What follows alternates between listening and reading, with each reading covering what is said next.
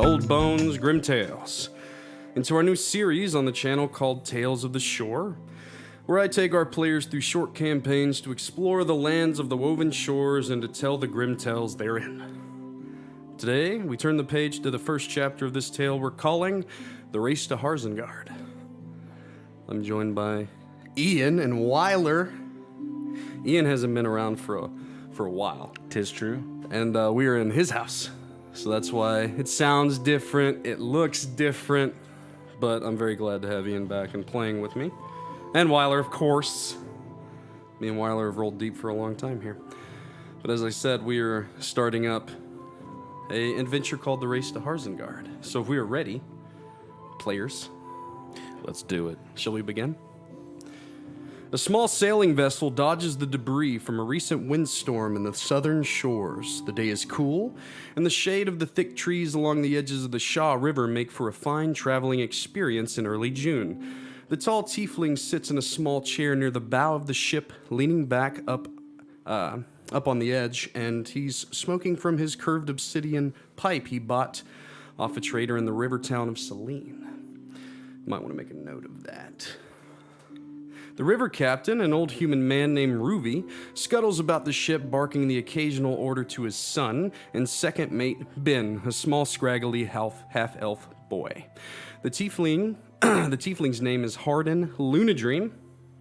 Might be another thing to note, even though we talked about that earlier. But all his closest friends and even his enemies know him as Had. He keeps a close eye on the elven lad that travels with him toward their destination. Ever since he told the young lad who they were going to see, the man has been quite quiet. Had couldn't blame him. His old friend in Shadestown had one hell of a reputation, one for being one of the best damn thieves in the shore, and one for not playing well with others. Quentin, my boy, if you think any harder, I think your head might explode. Oh, you're telling me, Had. Quentin says as he turns toward Had. Before we continue on our little talk here, would you like to, introduce your character? So, my name is Quentin Moonsplitter Goldsmith. But I currently go by the name Revel. I have dirty blonde hair, short cropped, short on the sides, very poofy on the top. Mm-hmm. Right now I have a red, kind of a red satin shirt with a leather vest on. I have a rapier on my side with a dragon head for a hilt. I have black leather pants on. Good thing the day is cool. Yep. So you've been on this small sailing vessel, just large enough to fit about 5 or 6 people for the last couple of hours. You're about 4 hours or so from the point where they will drop you off and you will have to hoof it the rest of the way to Shadestown, as Shadestown is very much kind of in the middle of the forest. It's really not close to anything. There's no main road that goes through it. Had has just been kind of watching you, you've noticed, grinning. But what's your passive perception? 15. 15. Well, the passive perception of 15 is you've kind of, ever since you've heard the name, you've been brooding a bit. And every now and then you look back and you see that Had is fiddling with something beneath his shirt. Had, by the way, is a tall tiefling. I don't know if I explained him too well. I look at him and I go, Had, you can't play with yourself out in public. Turns to you and smiles. The second mate of the ship just kind of eyes grow big and looks toward you and looks away. I would never. A couple more hours then. Looks toward the captain. All right. Had just kind of leans back, and he's been fiddling with this pipe, trying to get it to light, and every time that he does, a coarse expression kind of comes across his face. That's usually a sign that you need better tobacco, my friend. This pipe wasn't worth 10 gold, I can tell you that much. And he just kind of quiets and sits. Is there anything that you would like to do or discuss or anything before we move forward to our exit point here? I walk towards him, and is there a chair right next to him? There is. I sit kind of down. a small folding wooden chair. As you sit, even though you're light of foot, it creaks a bit. They're not very nice chairs. But as I said, Had's kind of leaned back in it, and it does look bowed slightly. He is a rather large tiefling, but slight of build. Legs up on the side. Can I say I have a set of matches on me? Sure. I use my mage hand, and I get out the matches. I kind of get one out my mage hand, picks it up, strikes the match, and then leans it over to his pipe. And he's kind of sitting there, and he throws his match away, and he allows you to light it, and he takes a deep inhale and then blows out the smoke. Hands it over toward you. I take it, and I take a puff. It's very much a clean, new pipe. Hasn't really been broken in yet. Doesn't taste well. I understand why you have a look of dissatisfaction. It's not obsidian either, and as you feel it, it's very light. It wasn't light whenever I bought it. I think I might have been swindled. Oh well. But yeah, it feels more plasticky, I guess would be the word. Now. Yeah. I hand it back to him. He looks at it in disgust and throws it over the side of the ship. So, are you nervous? Playing with I'm about to be playing with one of the most renowned people in our line of work, and I'm well aware that he does not play along with others. Right, yes, a musician, as he kind of gives you a coarse look. A musician, you know how they are. And he kind of glances over toward the captain. We just all don't really get along. And you guys, your luggage that you're carrying is in instrument boxes. It doesn't have instruments in it. Has your tools and such like that. But in what kind of a... Oh, by the way. Speaking of, you guys... You, in particular, just completed a job recently. And were given some items, of which are very interesting. And I might have to wait a minute to give them to you, because I don't know where I sat them. Oh, here we go. You received this. And you have these in your inventory. Oh, neat. You also are an avid consumer of those, of course. And you also have that. Forgot to give out the items. What was the... so it was like a common? Well, you have a pack of 3. Gotcha. You always keep one of each with you. It's just kind of a thing that you do. You Okay. re-up, so. Nice. It's just so you have that in your inventory to look at. Citurn. Okay. But you do have a newly found instrument of the bards. I've been playing with it. It can be. tinkering. You can have it be any type of. It can be a lyre if you prefer, but you do have one. I'll have it be a liar. So you do actually have an instrument case for your lyre, but it's a little bit bigger and has little hidey holes and things like that for your tools. It's early in the morning, probably 9 or 10. So you should be able to reach Shadestown by early afternoon. You both sit and are quiet. The conversation kind of dins down after making the point of that you kind of got, like maybe we shouldn't talk about work in front of these two. So the hours pass, and eventually the boat comes up onto the shore. The captain just kind of points. Thank you, my good man. And Had tosses over a pouch of coin. Captain catches it, and you guys make your way off the side. There is a very cool, almost cold breeze. Like it's warm, it's summertime, but there's almost a wintry breeze on the air, fluttering through the trees. Had immediately comes down into the muck and comes over to the side, and he starts wiping his boots in disgust, and he points in a direction as you start to head off. I'll catch up with you in a moment. Just need to fix this. And he's trying to clean his boots, and eventually, whatever. I cast prestidigitation on him. Thanks. And he starts following you, and you guys start making your way through the forest. What would you like to do? I'm just kind of tuning the lyre. Okay. As you At this tune point, trying to get my mind off. As you tune the lyre, you guys walk for about 30 minutes or so. I think we can speak now. Mr. Locke. He's a good man, very skilled. I know we haven't discussed yet the job that I have in mind for you, and it's not only you two that we will need. He says. I do have a few others in mind. Some you may have met. Possibly. I'll, have to run them past Locke first. Unfortunately. Understood. So is this Locke going to be the leader of the group? I am going to take the role of the benefactor. Locke will take the role of the mastermind. You, of course, are my smooth talker, but we still need a brute trap expert. And he pulls out his little book and begins to look over it. What else do you think that we will need for such a job? We haven't given much details, so... You're right.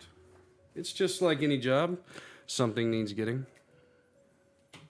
Depending on the security, we would need... And he smiles, you see. Depending on the security, we would need potentially a brawler, so in case things get dicey. We would need... somebody to be a carriage driver for an Smiles escape. again when you say that. And you say escape. He just seems to be like taking... He's giving you... What you're getting is he's giving you a moment to like speak your mind and hear your point of view of how you would start setting up a job. He does this often. Like he just puts you in these situations to where you have to be the one that kind of not makes the decisions, but says them, like how you would. If he's going to be if this Locke person's going to be our mastermind, I assume he's going to be the one behind the scenes. Well, he'll be the one responsible for timing, setting up things. Usually I would take that job, but I am going to have to head to Sills Harbor shortly after we get to Shadestown, if Locke decides that he's interested. I hope he is. And as he says that, he points ahead. I think that we're almost here. So, he looks to you. I visit here often in the summer months. The wind's from the Land of Eight, and he points down toward kind of the southwest. The winds from the Lands of Eight keep this part of the shores cool. I prefer the cold to the heat, you see. And as you guys are walking, you eventually start to kind of come upon a cobblestone path, and a village begins to peek its head through the trees. You can just make out a large ruined stone tower with thick weaving vines and bright red flowers draped all about it. A long building flanking one side of this tower, you see, and then you also see a beautiful two-story home with gray siding and a reinforced white porch. This porch looks rather large for normal folk of your stature. Men and women can be seen walking amongst the roads here, and as you approach, many start to wave toward Had. They kind of give you a look, curiosity, but they wave toward Had and Had. I wink at them. Hello, and you Actually, wink. And you know what I'm looking for. yeah, go ahead and roll a perception check. You know what I'm looking for. Yeah. Mm-hmm. Ew. That's not good. That doesn't bode well. You start to look 7. for women. You haven't even been in this town for a few moments, and you start Already. to look. Excuse me. And you start to look, but then you remember Harkin, and you just become disinterested. Small town women can be fickle. That's really all that you have to say about that. As you're walking up, a head peeks out from up on the tower, about 20 feet up. Large head, the creature that you haven't seen often, Mr. Quentin, that of a Loxodon. Though the sides of his ears, they've been shredded. And he has scars about his face, and the shredded ears almost look like hair. Well, think of like thick locks. One of his tusks has been broken off, but he does peek over, and oh, how are we? The creature says. Is that you, Boss Varun? Indeed. Had? Varun, and he gestures toward you. Say your name, he whispers. Revel. I wouldn't The have pleasure- used that one. Yes, this is my friend Revel. Mr. Varun, this is the mayor of the town. Oh. And you hear kind of creaking about the wood as he pulls back, and you hear it coming down the tower.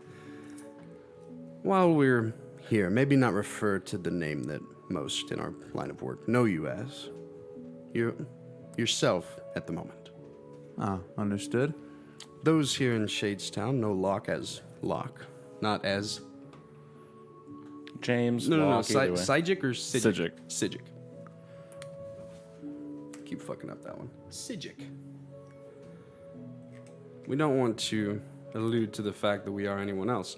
And to clarify, your guys, and many of those in your profession have guises. So like Locke, you know him, has a musician. Had is also a musician's agent of sorts. He sets up gigs and things like that. You have been his aide for the last little while. So he does give you kind of like a, maybe not say that you're that. Your name is starting to carry weight throughout the shores. That's why. Oh, Quentin. Not Quentin. Oh. That's your name. That's you. You're the Had's like apprentice, agent's apprentice. Gotcha. Revel is a thief, and people know it in the business. Oh, So shit. in the gutters of towns and things like that, people speak of Sijic and Revel, and Hadrian Lunadream even to some extent. That's why he just goes by Had most of the time. Well, damn. It's fine. Just letting you know. But the giant Loxodon does come down, and he comes out and comes over, and big ol' hand shakes Had's hand, and then yours. Reaches out, you clasp. Yeah. He pulls you in and wraps you in a hug. It is nice to meet a newcomer of Shadestown, and he scraggles your Oh, hair. we have a hugger. Oh, it's nice to meet you. And he goes over. Oh, He goes come on- here, burly man. He embraces you further, but he pushes you gently away, and he walks over to the tower, and he begins to grab a flower, and Had looks at you, and he says, just go along with it. And Boss comes walking back over, and he hands you a rose. It is tradition, newcomers get a rose from my garden. And he gestures. Well, thank you, boss. And he bows graciously, like as he bows, his head's like still like where your shoulder is. But had kind of breaks in. Tell me, Boss Varun, I'm looking for Mr. Locke. Have you seen him around this day? I have not. Probably chasing around his son somewhere. And he kind of just gestures to the town. Well, maybe over drinks, Boss Varun will catch up later, but I need to go find Locke. I have a interesting proposition of a new tour that's coming up, and Boss looks very excited. Will both of you play this evening in the tavern? Maybe, we will see. And Had kind of, come now, Quentin. And Boss kind of looks sad, but he goes walking back into his tower. Maybe we can have drinks later, boss. Indeed, and you hear an elephant. What is it called when they Trunk. Like a when they make the elephant sound? It's not a roar; it's an elephant sound. He does that. I don't know what to call it. Went blank. You guys start to push out into Shadestown. You have the map, sir. So that I need the other one. It's a very small town, so you can, if you haven't looked at it already. This is kind of what you're seeing as you're walking around. That's the layout. So you came in there on the bottom and you saw the long house and the tower and then the mayor's home and then there's the river. And you guys are kind of heading toward the center of town. And you see a well near the center of town here, and it's surrounded by these beautiful trees that sway in the wind. There's these small ponds and streams that go around with these bright red and yellow fish. And there's a man leaned up against the well and a small boy that's running around, and he's trying to like grab the fish, and he falls in and gets back out.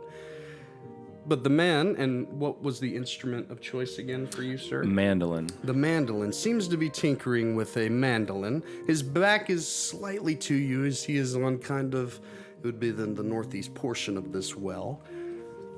You want this back, or do you want me to just set it right there? Right, anywhere where you guys can get to it.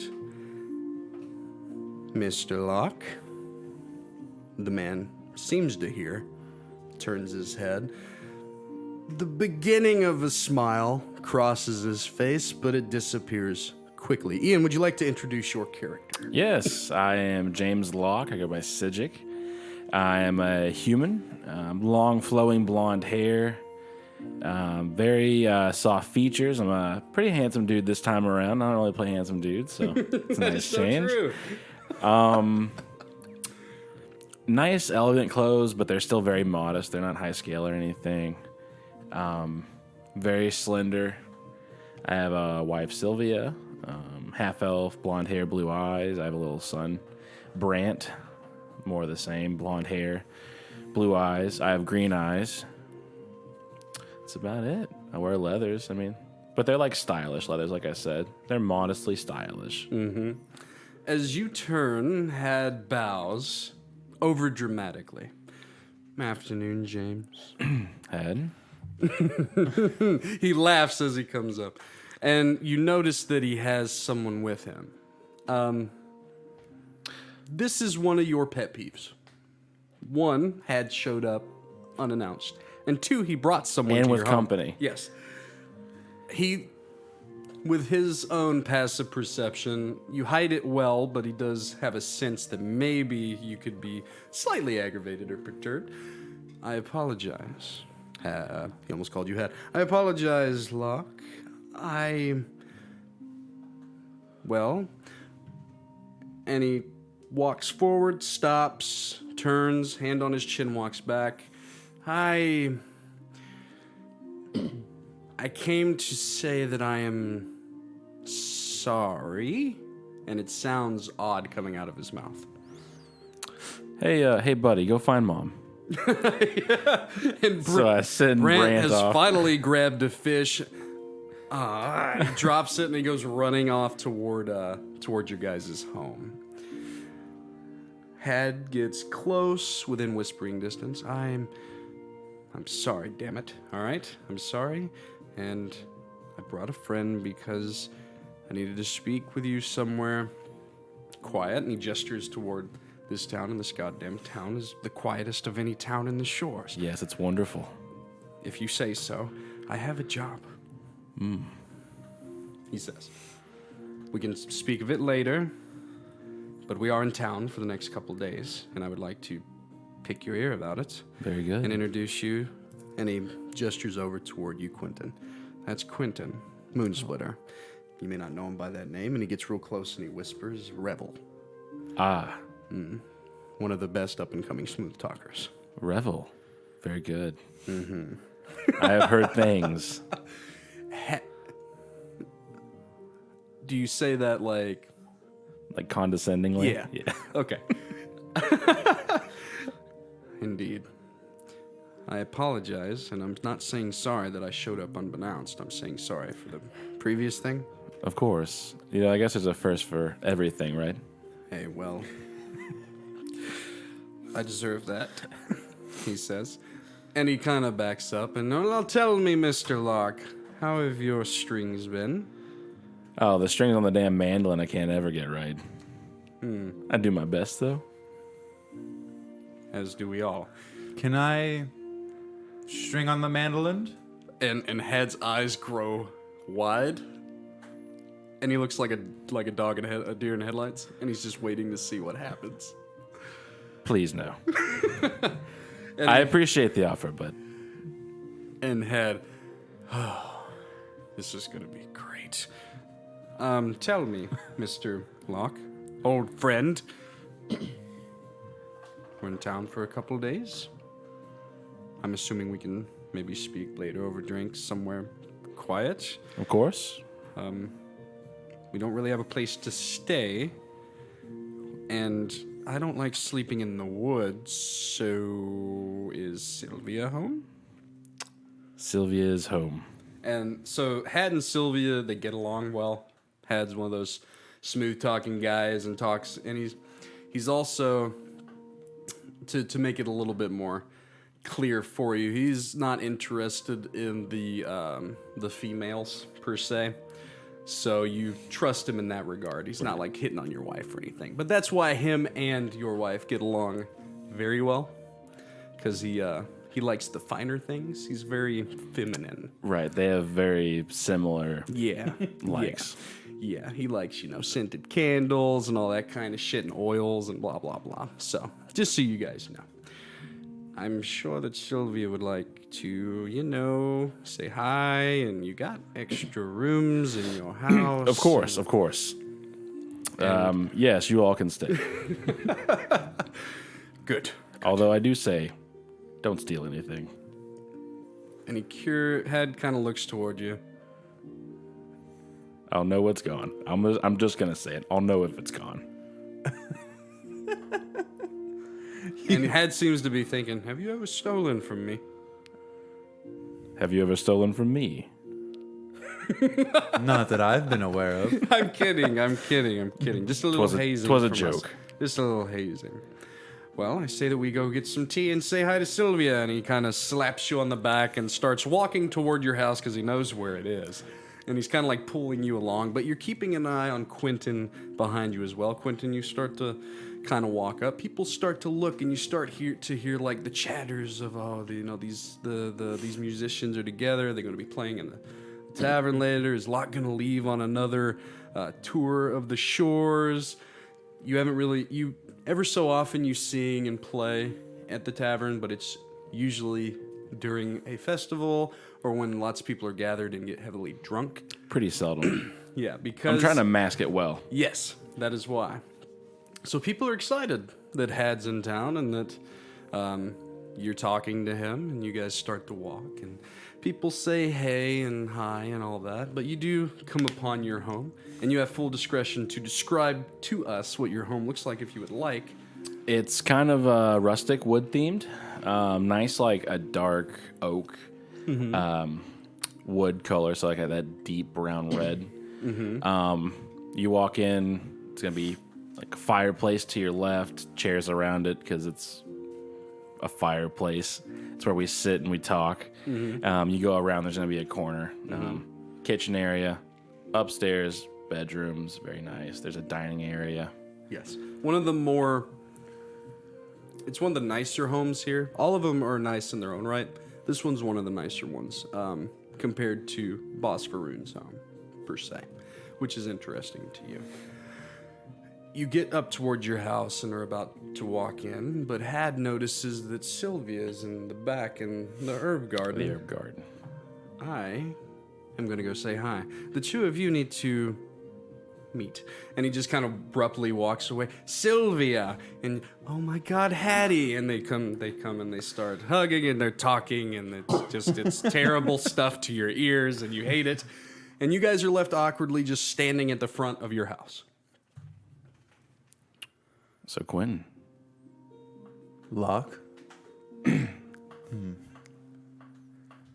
Exactly how long have you been doing this? I'm quite curious.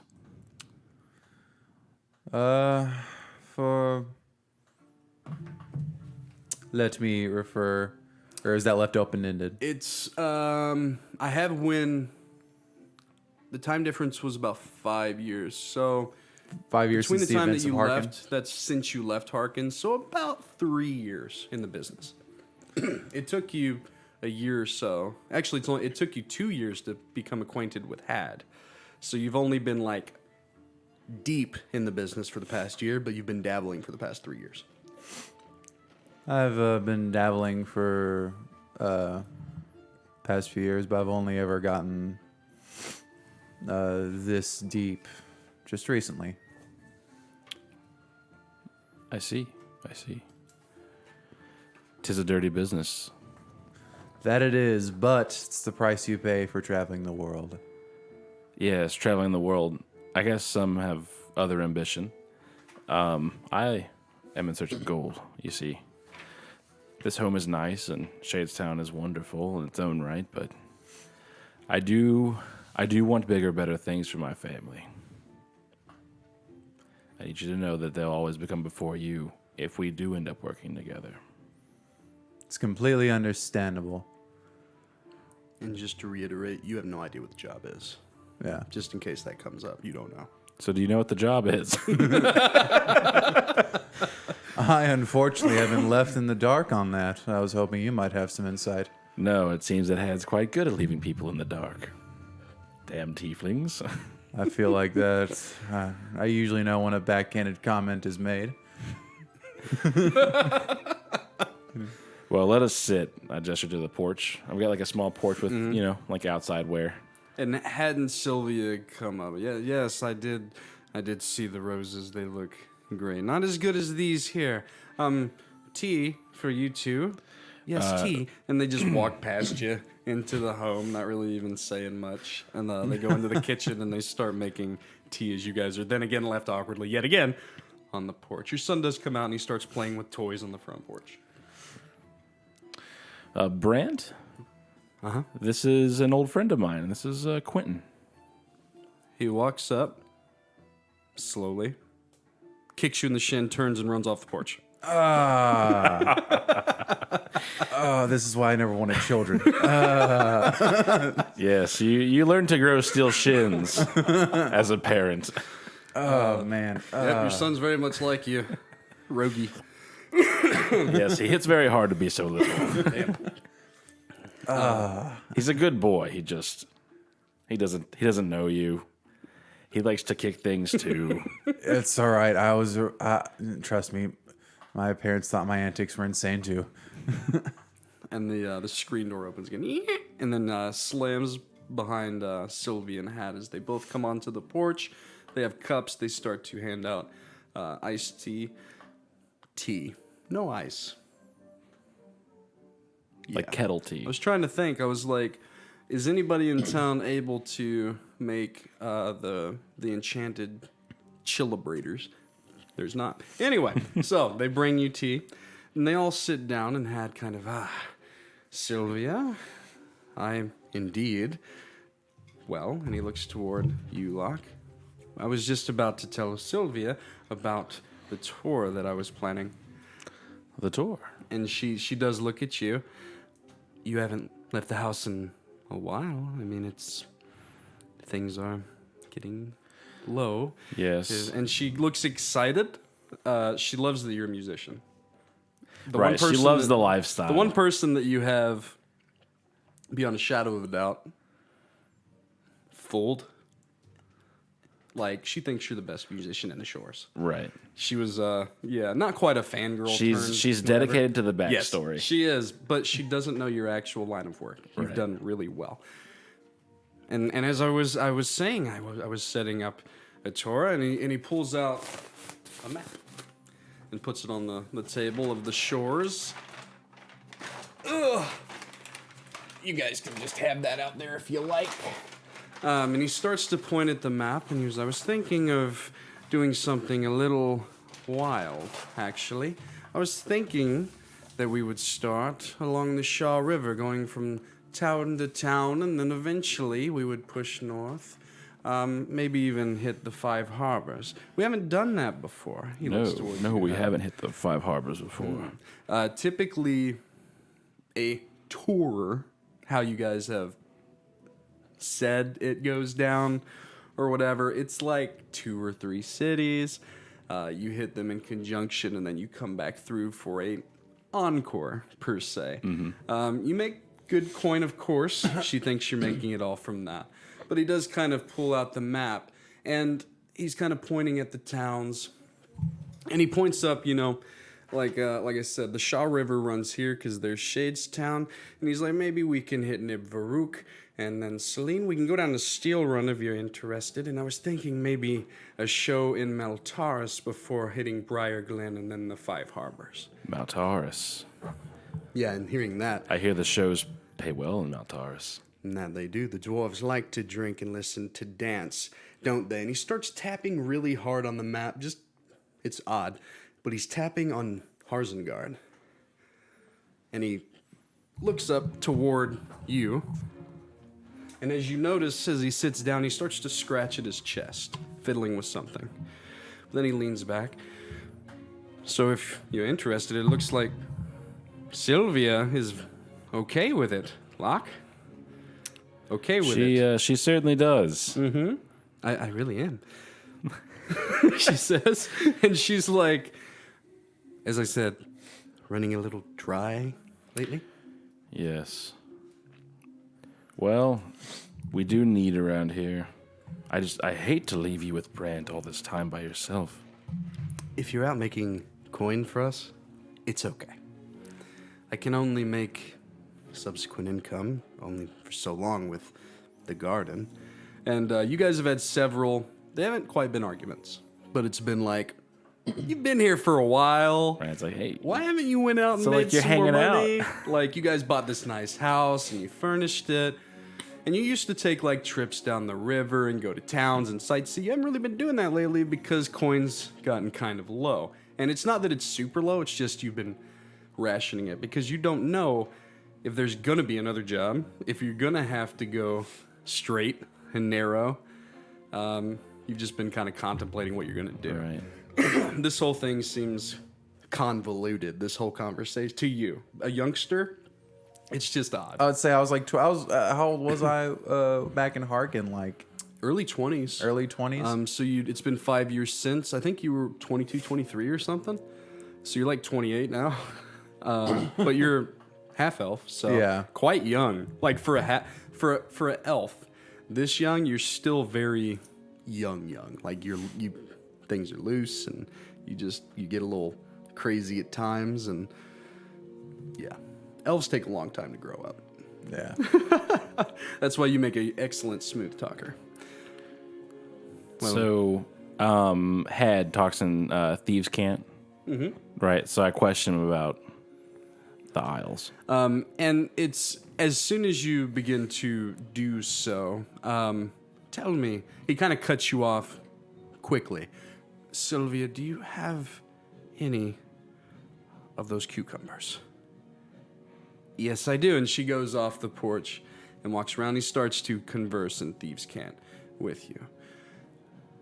And you notice he's scratching at his chest. What I seek is in Harsenguard. We've never been as far as Harsenguard. And he looks around. I'm going to need more time than what these cucumbers are going to get me to explain to you Right. exactly what's going on. But have you ever heard of the Morden's tomb? Morden's tomb. Question mark? You have. So I'm going to go over it a little bit more whenever you guys have the time to sit and talk openly. But in short, what you know about Morden's tomb is that it is rumored to be in Harsenguard. Harsenguard is a group of islands that are unchartable. They tend to move about. There is what is referred to as a mystical fog that blankets the area. It's a very fabled place. You don't believe much of it. Apparently, neither does Had.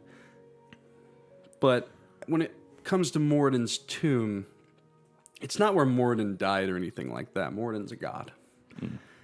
It's where he stashed some things on the prime material plane after the great cataclysm of the gods, the war of fallen brethren. It's some lore stuff that we can get into later. Whenever the Allfather struck down the betrayer gods, essentially, and began to rebuild, Morden was there along with the first angel, and they rebuilt the world, and Morden left behind some things, is essentially the fable. Right. As I said, we will discuss it more, but I have reason to believe that Morden's tomb has been found, and I have a way to get in. I'm like taken aback, like found. Yeah, and you also, the general gist about Moradin's tomb. When it comes to like crazy magical shit like that and fables and little fantasy tales, you don't believe a lot of it either. You haven't had reason to believe it yet. You know magic exists. But when it comes to, that usually in your line of work, things that need gotten, like some old kooky wizard made something, it got lost or stolen, you steal it back, you make money. Nothing's been like crazy godlike or, like I said, Beyond like the death lock or anything like that. Beyond that was a little trippy, but you kind of put that to the back of your mind. But yes, that's what you guys both know. You guys are both taken aback slightly, as no one goes to Harsenguard. It's not easy to get to. And you think that Had may have slightly hit his head somewhere along the lines, because it is said that without the... Roll for me a history check. Let me see if you know this part. Both of you, if you'd like. Hey, first roll. First roll of the campaign. I rolled a perception check. Yeah, you did. Never mind. He rolled the first roll of the campaign. I got a 10 on history. 10. What you got? History, 12 plus 3, 15. 15 will get it. Oh, cool. Anyway, so with the 15, you know that... So you know the general stuff about the Tomb of Moradin, that he left things behind and he sealed it off to the world. It is rumored that a key was forged in Meltaris as he rebuilt the dwarves in his likeness. The key has been lost to time, but it's the only way to apparently get in. And whenever Had says, I know a way to get in, that kind of, hints toward things. Celia comes back up with a small bushel of veggies and starts to hand them out, cutting things up. You guys start to munch on veggies in the sort. Yes, so we can start planning as soon as you would like, Locke, if you're interested in this tour of the southern shores into Maltaris and the great show in the depths of their stinky city. Anyway, and he starts to sweat even thinking about Maltaris that you can see. Maltaris is a very close city of dwarves, very highly dense. compact. Yeah. It's hot, and even though Had is a tiefling, he hates hot weather. Hates it. Anyway. I am very intrigued, and we should speak over it over drinks at the Broken Thorn. And the Broken Thorn is still running. It is. It's still functioning. It's an odd place, but yes, we can. Yes. Later then? Yes. Later. of I'm going to course. take a stroll around and say hi to a couple of the villagers and look into a few things. And he stands up. Sylvia, would you like to come to the general store with me? Sure. And they begin to walk and talk, leaving you yet again alone with Quentin. Anything you guys would like to do? Say. That's a awfully large target. Harden's is no joke. This is very, very dangerous. But it's a challenge. Yes, but there's challenges and then there's near certain death. I've never heard anyone come back from Harden's. I've seen some things in my time. It'll be interesting. Entire ships, crews missing. All the better the story to tell later. But if it's true, and Moradin's keep. No, not keep. Tomb.